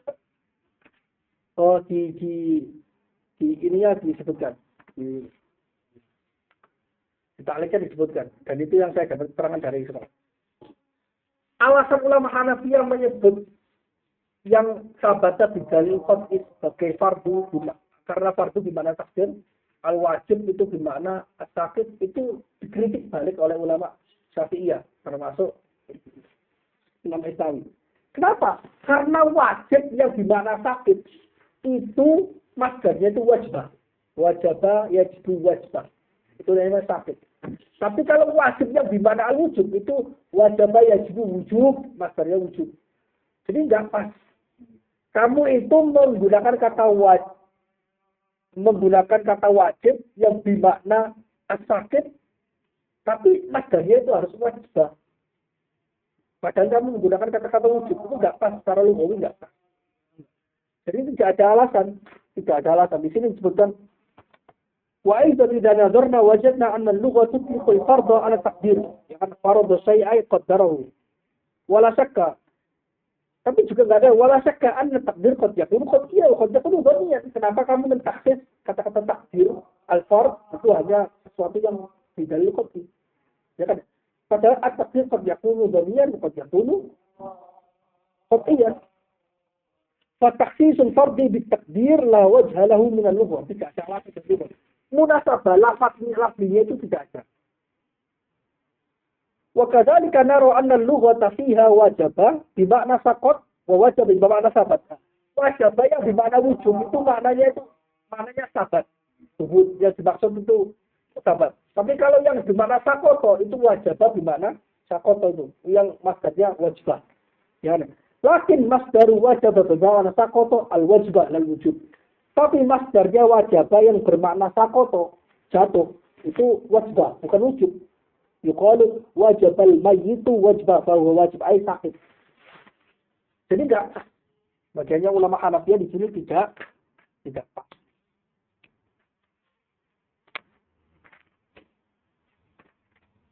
Tidak pas. Jadi ala kulli hal ini adalah khilafnya khilaf lafzi. Dan ulama Syafi'iyah memiliki banyak kritikan terhadap pembagian atau pembedaan antara wajib dan fardu menurut Hanafiyah. Karena pertama maknanya itu bukan makna yang tidak bahas, dia keluar dari topik. Karena makna apakah jahilul awal, jahilul qad itu kafir dan enggak itu bukan makna usuliyin. Itu makna ulama kalam. Yang kedua alasan nggak pas dari sisi lugawinya.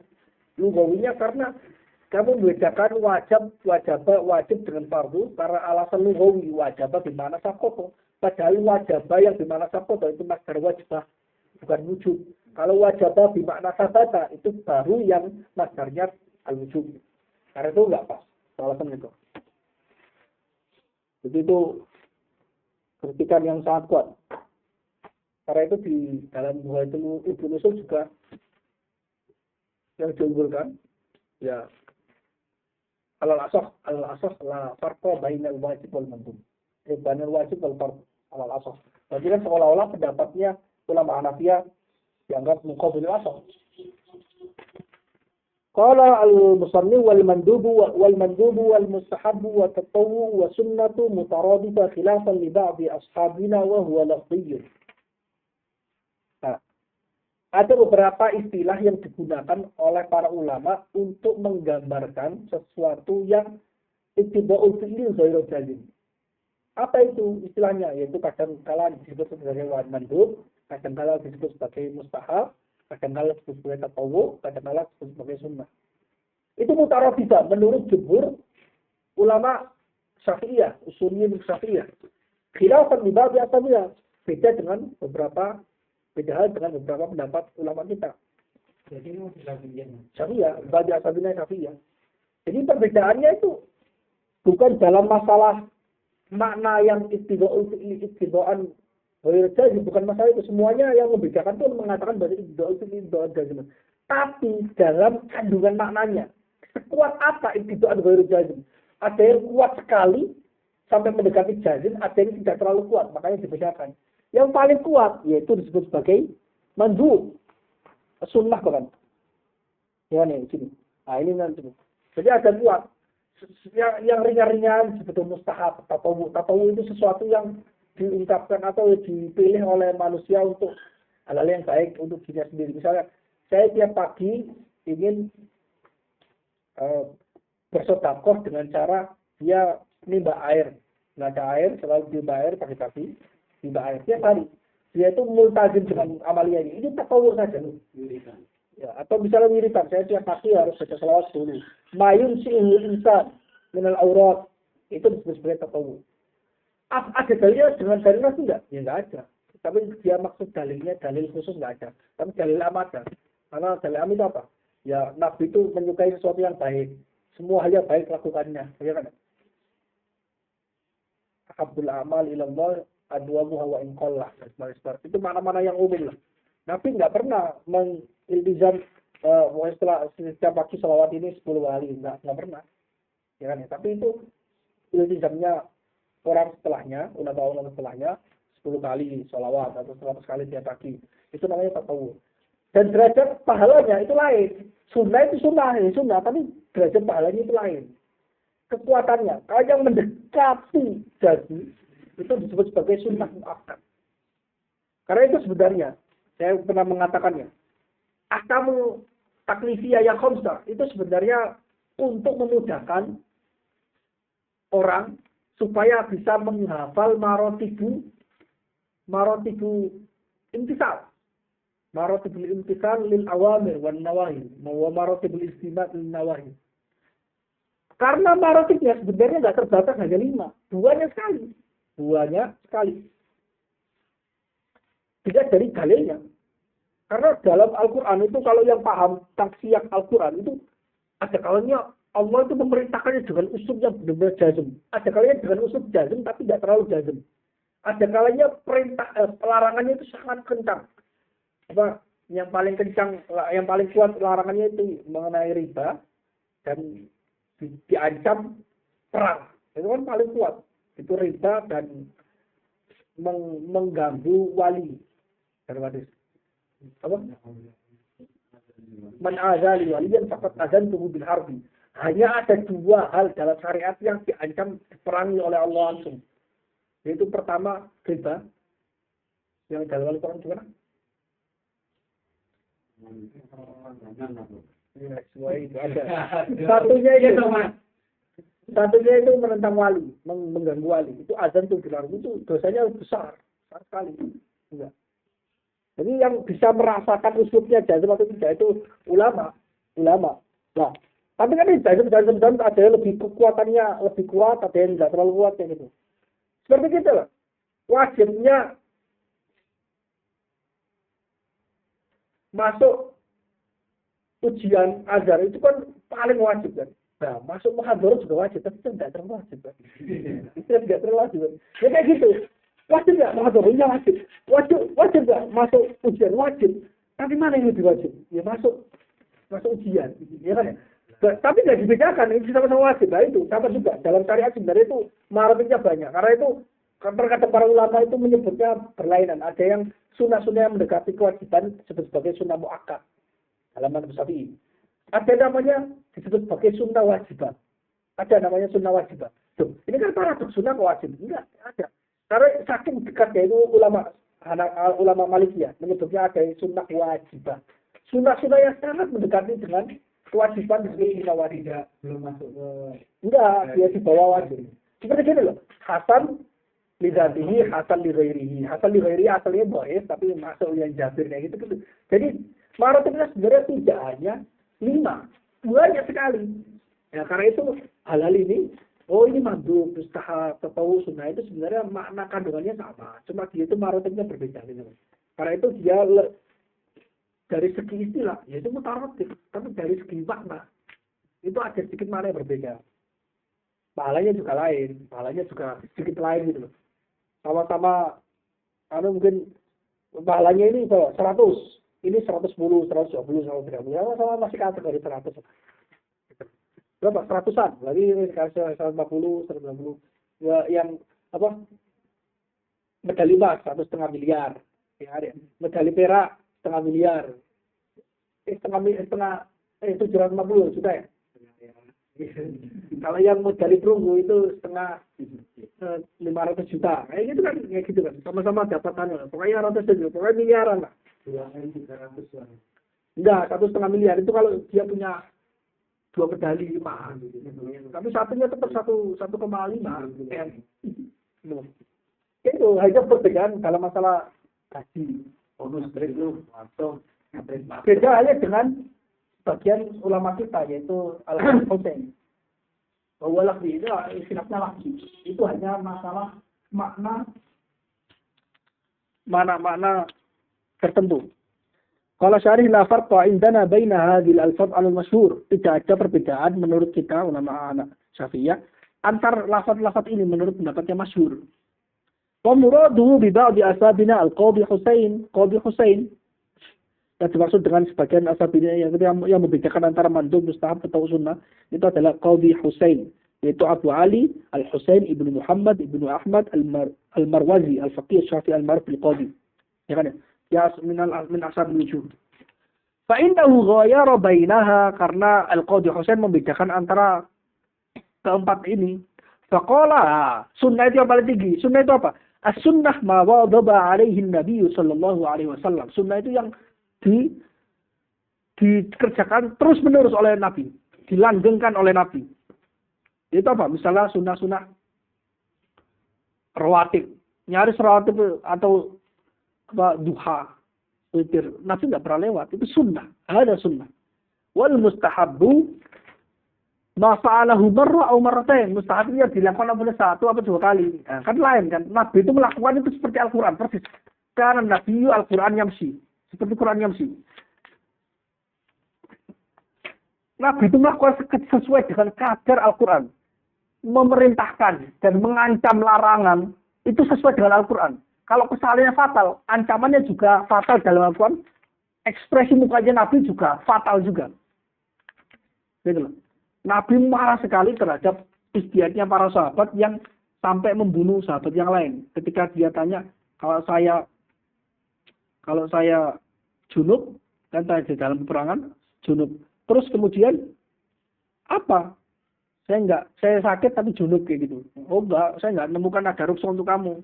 Kalau tayamum buat ganti wudhu, tapi kalau junub, gimana? Akhirnya mandi, ketika itu meninggal. Akhirnya tanya ke Nabi marah sekali. Nah, qatalahumullah. Ya kan ya? Sampai segitu, aja paling seperti itu. Jadi itu istiadat yang sangat-sangat fatal karena menghilangkan nyawa. Istiadat para ulama, para sahabat istiadat, tapi istiadatnya sangat-sangat salah dan sangat fatal. Karena itu Nabi marahnya sangat keras. Demikian juga ketika Sayyid Zaid, Usama bin Zaid, ketika beliau perang, kemudian ketika orang kafir terpojokkan, akhirnya tiba-tiba orang kafir asyhadu an la ilaha illallah, udah terpojok kayak gitu, tapi tetap disebut sama Usama bin Zaid. Kemudian tanya ke Rasul, saya itu menusuk orang, udah terpojokkan orang kafir, tiba-tiba dia syahadat. Rasul marah sekali. Al-Syakok takol, apa kamu telah membedah dadanya sehingga kamu tahu kalau dia itu bohong, ngomongnya nggak ikhlas dan sebagainya.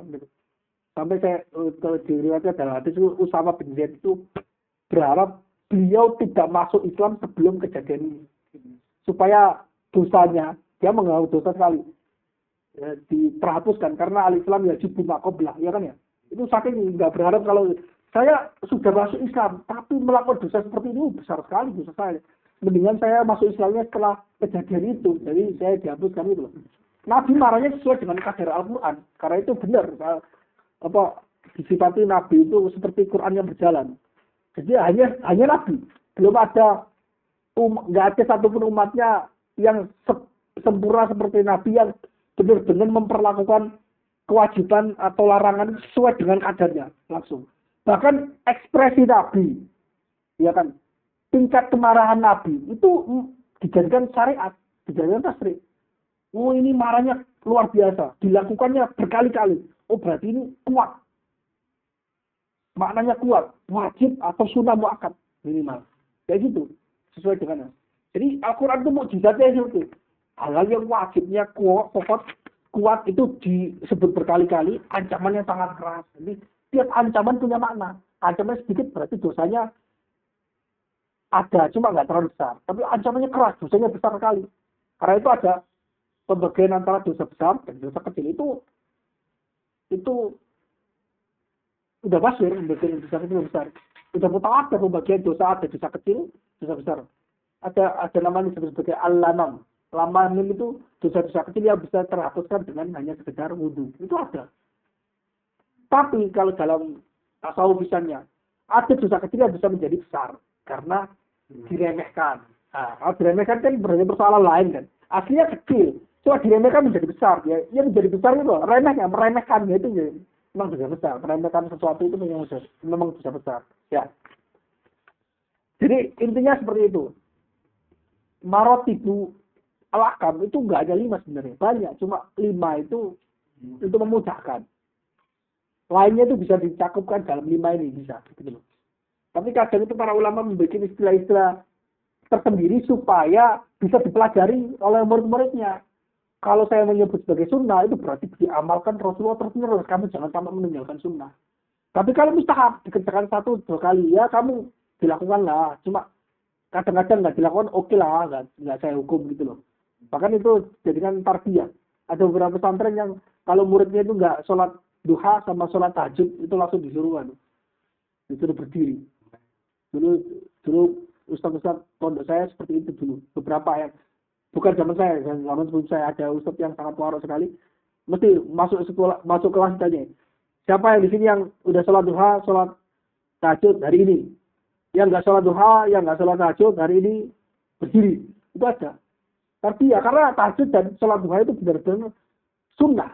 Wababa alaihi Nabi sallallahu alaihi wasallam gitu. Sangat perhatiannya. Seperti siwak. Siwak itu sunnah benar-benar. Nabi laula ana syaqqa ala ummati la amartuhum bisiwak inda kulli shalah. Ya kan? Andai kata aku nggak mau memberatkan umat, pasti aku perintahkan. Tapi kan itu memberatkan. Nggak sampai saya wajibkan. Cuma itu sunnahnya muakkad. Nyaris mendekati kewajiban. Nah, kata-katanya Nabi itu mengandung hal yang perlu diperhatikan itu. Nah, kalau tatawwu main syai'un insan bikhtiyari minal aurat, apa yang diperbuat, diciptakan, diiltizamkan oleh manusia dengan pilihan sendiri, berupa wirid-wirid. Wirid-wirid nggak harus waris dari Nabi, tapi yang paling utama waris dari Nabi. Tapi nggak waris dari Nabi juga nggak apa-apa. Karena itu tatawwu saja. Wa tabi'ahu shahibut tahzib wal kafiyah, diikuti oleh pemilik kitab At-Tahzib wal Kafi. Wa kadzaka dzakara al-Ghazali fil Ihya. Demikian juga disebutkan Ghazali dalam Ihya. Karena Ihya itu kitab yang berbicara soal amaliyah, muamalah seseorang terhadap Allah. Bagaimana cara beribadah yang baik. Karena itu perlu dibedakan, hal-hal seperti itu perlu dibedakan. Tahu mana supaya orang itu yang belajar kitab Ihya supaya tahu, oh ini sunnah, jangan sampai ditinggalkan. Yang mengangkat derajat itu sunnah-sunnah. Ini tahu boleh lah 1 kali 2 kali ditinggalkan boleh. Tapi sunnahnya jangan sampai ditinggalkan. Karena yang mengangkat derajat itu sunnahnya. Qala wa tusammal aqsamu thalatha nawafil. 3 contoh ini disebut sebagai nafil, yaitu sunnah, mustahab, tawu itu disebut sebagai nawafil. Min haitsu inna nafla huwa ziyadah. Dari sisi lugawinya, nafil itu adalah ziyadah, tambahan. Wa jumlatuha zaidatun 'alal faraid. Dan seluruhnya, makna seluruhnya itu adalah tambahan bagi faraid. Intaha. Jumlatuha zaidatun 'alal faraid. Jadi sunnah-sunnah itu yang menambahkan ganjaran, yang mengangkat derajat. Wal jumhur la farqa. Menurut ulama jumhur tidak ada perbedaan antara itu. Maknanya itu tidak ada perbedaan. Wa ja'aluhu al-khilaf lafziyan qad yunaza' fihi. Ulama ini kritikan Ibnu Zarkashi terhadap Tajuddin Subki. Tajuddin Subki menjadikan wa huwa lafzi, kata-kata wa huwa lafzi dijadikan sebagai khilaf lafzi, terkadang bisa dikritik. Li anna ma sabata muwadhabatuhu alaihi salatu wassalam alaihi la syakka annahu akadu mimma fa'alahu marra maratin. Karena apa yang telah otentik selalu dikerjakan oleh Rasul tidak diragukan lagi, dia lebih kukuh, lebih kuat dibandingkan apa yang dilakukan Rasul sekali atau 2 kali. Wa yujabu dijawab. Jadi dibela, Imam Tajuddin Subki dibela. Jadi kadang ini dikritik supaya untuk mengungkapkan argumennya mu'alif. Jadi kritikannya itu untuk kritikan taklim. Untuk kritikan membangun taklim. Jadi itu uslub untuk mengungkapkan rahasia kenapa Imam Tajuddin Subki itu masih menjadikan wahwa khilaf lafzi. Ada orang menurut, bukannya ini lebih utama dibandingkan yang lain, karena itu harusnya dibedakan. Enggak, alasannya seperti ini, tapi pakai uslubnya di qad yunaza' fihi. Wa ijabu, dia dijawabkan oleh Imam Zarkashi untuk membela Imam Tajuddin Subki. Wa ijabu bi anna kauna ba'd sunan aqadu bal la yajibu taghayyurun ala ma sabaq fil wajib wal fard. Dan bisa dijawab bahwasanya status sebagian sunnah itu lebih kukuh, lebih kuat dibandingkan yang lain, itu tidaklah mengharuskan perbedaan dalam nama sebagaimana yang telah lalu dalam wajib dan fardu. Karena memang menurut al-asah, menurut al-masyhur itu la farqa, jadi itu benar bahwa lafzi memang benar, lafzi. Khilafnya khilaf lafzi.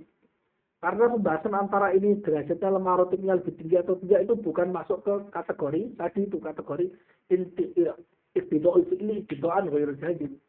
Itu saja. Jadi seperti itu ya. Jadi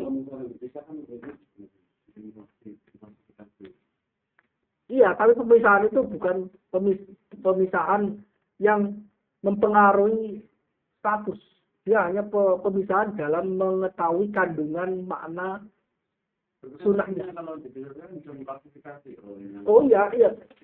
Itu hanya faedah di luar konteks. Faedah klasifikasinya di luar konteks kan. Itu faedah klasifikasi. Padahal konteksnya kita tadi kan iktida'ul fi'li. Mana yang disebut sebagai iktida'ul fi'li, iktida'an ghairu jazim. Ya ini disebut. Konteksnya itu saja. Makna khitabnya itu yaqtadil fi'li ghairu jazim. Itu saja. Apakah ghairu jazimnya itu 75%, 85%, 90%, 50%, itu di luar konteks. Dia tafsir di dalam satu bangunan. Kalau udah satu bangunan ya satu nama saja nggak salah. Kalau kepengen perinci, ya itu di dalamnya. Seperti itu banyak hal ya, dalam kasus sehari-hari seperti itu. Sama mengatakan misalnya, maktabah atau toko buku ini itu banyak pemalsuan. Misalnya Darul Kutub India atau Darul Fikr, banyak yang dipalsu misalnya. Tapi apakah semuanya di situ ada enggak? Semuanya ada yang bagus, banyak bagus-bagus saja. Yang tahu ya orangnya tahu. Tapi ya kita hukum umum gitu guys, umum gitu. Itu aja. Terus misalnya dari Minhaj itu bagus sekali, harganya mahal dan kualitasnya bagus. Iya, tapi ada beberapa yang nggak bagus. Beberapa tetap ada salahnya juga. Yang itu naskah cara mahal ya, kalau Minhaj itu juga salah kan, beberapa ada yang salah. Perlu diperbaiki. Artinya seperti itulah. Tapi dalam konteks secara umum ya inilah. Dalam konteks secara umum itu untuk baru saja itu sebagai sunnah. Apa wajib sunnah atau tahu mustahab, oke lah itu mutawatir saja. Intinya iktidal fi'li ghairu jazim. Selesai. Itu saja. Wallahu taala ala bisawab. Al-Fatihah.